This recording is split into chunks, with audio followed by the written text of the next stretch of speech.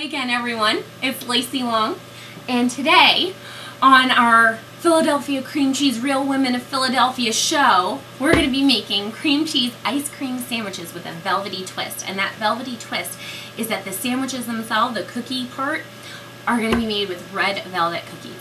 I don't think life gets much better than that. To start off with, we're going to be making our Philadelphia cream cheese ice cream using our favorite Philadelphia cream cheese. And I really recommend that you have an ice cream maker for this. There's ways of making ice cream without an ice cream maker. You can like pop it in the freezer and just stir it like every 10 minutes. It's a whole big thing. This sucker is really, really useful. And I have a funny story about it.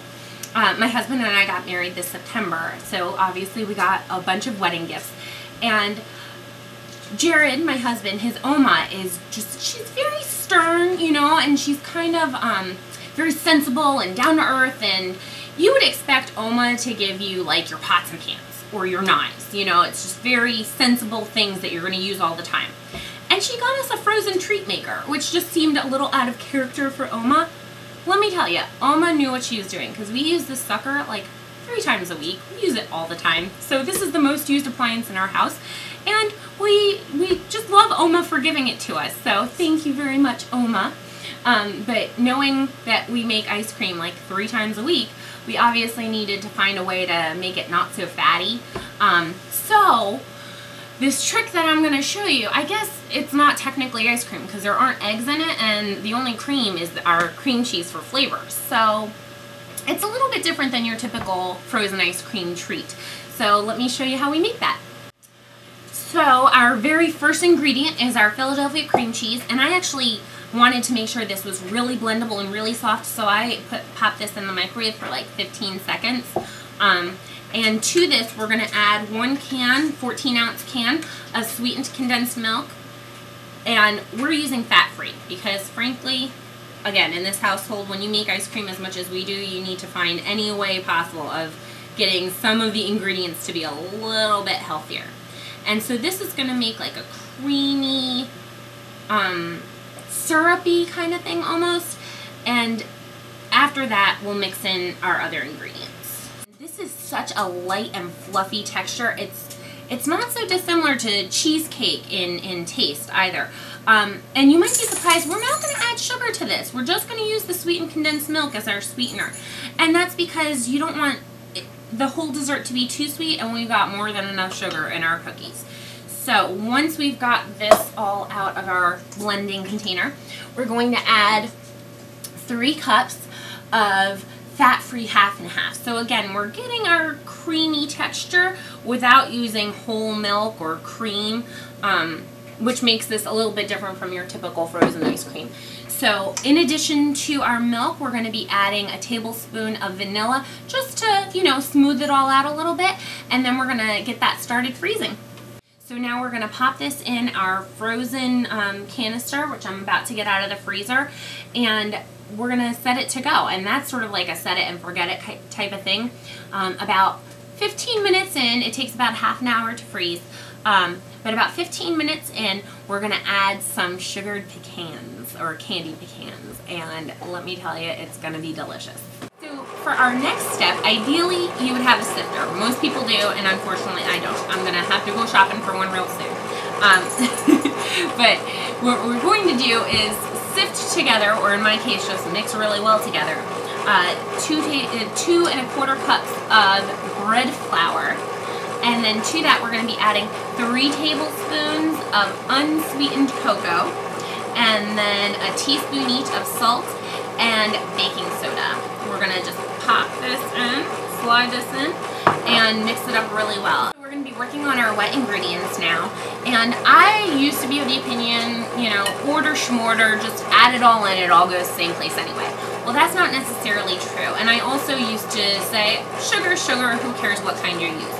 I was very haphazard in the kitchen, but I've learned over my years of cooking that it is important to use the right ingredients to get the right thing. So we want chewy cookies, we don't want crispy cookies, and we're going to avoid cake-like cookies because we really want cookies that are going to hold up to our ice cream nicely. So we have 2 sticks of melted butter, and to this we're going to be adding 2.5 cups of brown sugar and just 1/4 cup of white sugar. And it's really important to add the sugar to the butter first, because when you cream that up nicely, it adds the right amount of air into your cookies. I don't know how, it's cooking magic, but that's just how it works. So what we're going to do is really mix this up nicely and then slowly add some of our other ingredients.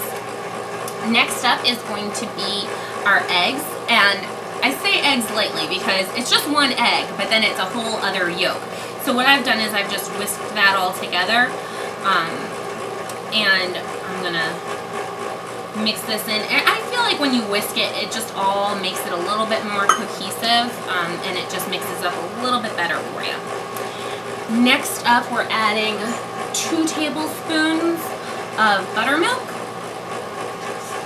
And buttermilk is one of those things that really makes red velvet what it is. You know, it's rare that you add buttermilk to just any old cookie. It's really seen mostly in your red velvet cookies. And last but not least, that which makes the red velvet, all of what it is our red food coloring. And I actually have in here 2 teaspoons of apple cider vinegar and 1.5 teaspoons of vanilla, as well as the tablespoon of red. So I'm just going to slowly pour this in, and we'll get that beautiful red color.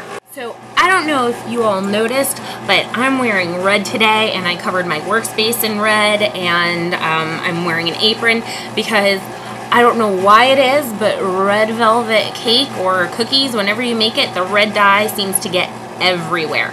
So you see this beautiful red color?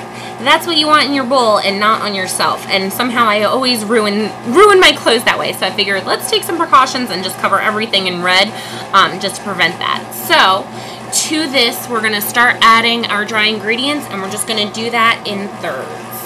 So let me add about 1/3 of our flour mixture, and we're just going to mix that up, and you'll really see the beautiful color shining through. Look at that. It's starting to swirl up nicely. It's going to be gorgeous.